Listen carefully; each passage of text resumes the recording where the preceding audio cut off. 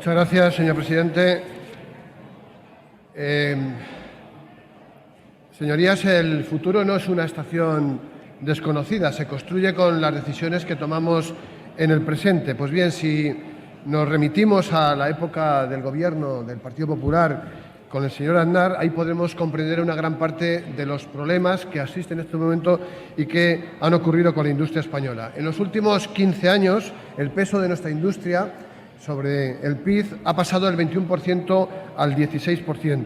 La crisis ha destruido ya más empleo que el que se destruyó en la reconversión de los años 80. Se han destruido casi 1 millón de empleos más que con la reconversión. Casi 1 de cada 3 empleos destruidos durante la crisis han sido en este sector. Además, las exportaciones y la actividad industrial en la última década iban casi a la par, ahora se han desacoplado, cada una van por su lado, y aunque las exportaciones crecen, lo hacen menos que en la pasada legislatura con el Gobierno socialista. Y lo más grave es que las exportaciones no se comportan como tractor de la economía. Esta es la realidad, señorías. ¿Y cuál es la causa de todo esto? Para ello, si me permiten, recurriré a unas palabras que pronunciaba el ministro de Industria, señor Soria, hace un año en el diario El País y que le leo textualmente. Entre el año 2000 y 2012... Señor presidente, no soy capaz de... Silencio, señorías, por favor. Decía que les voy a leer textualmente las palabras, las declaraciones del ministro de Industria que hacía hace un año al diario El País. Entre 2000 y 2012 la industria española perdió el peso respecto al PIB. En su día apostamos por un crecimiento basado en la construcción. Ahora estamos en el 15,3%. La Unión Europea se ha marcado como objetivo alcanzar el 20%. Nosotros debemos ser realistas y primero recuperar ese 18% que teníamos en el año 2000. ¿Qué nos está diciendo aquí el señor Soria? Lo decía hace un año. Primero, que fueron las políticas del Partido Popular las que apostaron por un modelo de crecimiento sobre la construcción, en definitiva, un modelo de crecimiento basado en el ladrillo. Y nos dice también que fue el Partido Popular quien abandonó las políticas industriales hasta el punto de que el señor Aznar suprimió el Ministerio de Industria. Y ahora solo existe Ministerio de Industria en el titular, en el rótulo, porque no tenemos Ministro de Industria. Joaquín Carrió será Ministro del Oligopolio Eléctrico o Ministro de Pleitos Judiciales, que es lo que ha acabado siendo con el ataque a las energías renovables y a la cogeneración. No tenemos, por tanto, Ministro de Industria, y lo más grave es que la responsable del Ministerio, la Secretaria General de Industria, recientemente no tenía ningún reparo en decir textualmente, y además decirlo en el Parlamento, que ella no habla de sectores industriales, que no habla de reindustrialización y que además le parece exagerado el dinero que dedicaba el Gobierno socialista en el año 2011 a programas de reindustrialización. La verdad es que el Gobierno del Partido Popular, el señor Soria, lo tenía muy fácil, se lo dije el otro día, continuar con un plan de política industrial del año 2020 hacia el año 2020, que fue aprobado con el consenso de todos los agentes económicos y sociales, de las comunidades autónomas, de los partidos políticos, que tenía presupuesto y sobre todo que tenía rentabilidad, porque entre el año 2010 y el año 2011 la industria española experimentó tasas de crecimiento superiores a las del periodo de auge económico. Sin embargo, con la llegada del Partido Popular al Gobierno en el año 2012, la industria se volvió a contraer fuertemente. No cabe duda, por tanto, de que tenemos un problema serio de desindustrialización, que además hay que recordar que el sector industrial es básico porque es el más productivo, el más competitivo, el que crea empleo de calidad y, por tanto, la conclusión es que para ganar el futuro hay que reindustrializar España. Cumplir el objetivo marcado por la Unión Europea del 2020 de tener el 20% del Producto Interior Bruto destinado a la industria supondría crear 600.000 empleos adicionales en nuestro país. Hay muchas cosas que se pueden hacer, las decimos en esta moción, me centraré solo en alguna de ellas. La primera y fundamental, hay que aumentar el número de empresas de tamaño medio y grande. Solo el 2% de las empresas en nuestro país tienen más de 20 trabajadores. Podríamos aumentar un 15% la productividad de nuestras empresas tan solo si alcanzasen el tamaño medio que tienen en Alemania. Hay que hacer una reforma en profundidad de la formación profesional para adaptar los ciclos formativos a las necesidades del sector productivo.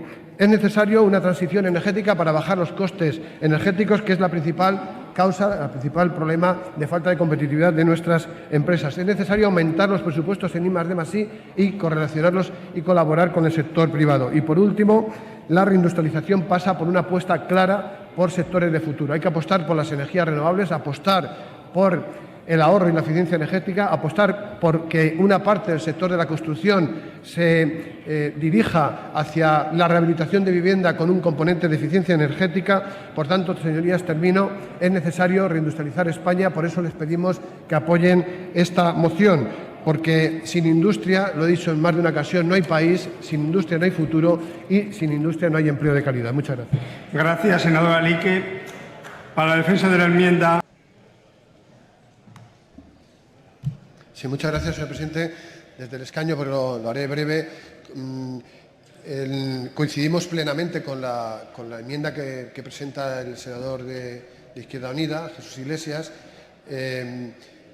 Creemos que ya ha sido debatido en más de una ocasión en esta Cámara, que es necesario acometer una transición energética para abaratar el coste de la energía, que es precisamente uno de los grandes problemas que tiene la industria española, que tienen nuestras empresas para ser competitiva, pero evidentemente centrarlo solo en los grandes consumidores estaríamos excluyendo a otra parte del tejido industrial español que también necesita abaratar costes, y así recientemente, como le hacía referencia en la interpelación la semana pasada al ministro, recientemente 13 sectores industriales importantes de nuestro país firmaban un manifiesto que iba dirigido al Gobierno diciéndole que la cogeneración es básica, es una herramienta necesaria para la eficiencia de las empresas, es necesaria para que sean competitivas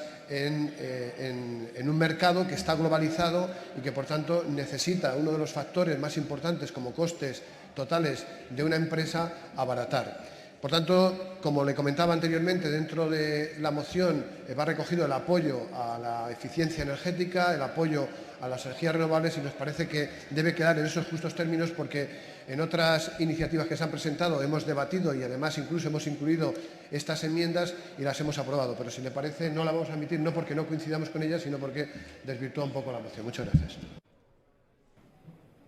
Muchas gracias, señor presidente. Señor Anasagasti, lo que le puedo garantizar es que el gran problema que tiene la industria española, como usted bien sabe, es que no hay ministro de Industria. Pero eso se va a solucionar porque pronto habrá elecciones, volverá el Gobierno socialista, será Pedro Sánchez el presidente del Gobierno e, independientemente de quién sea el ministro o la ministra, habrá política industrial y, sobre todo, habrá estrategia industrial. Miren, señorías, hay tres elementos fundamentales que influyen claramente en el desarrollo de una empresa. Son los costes financieros, los costes laborales y los costes energéticos. Como dije en la interpelación al ministro hace unas semanas, los costes financieros son los que ha tenido más dificultad la industria española en estos tiempos.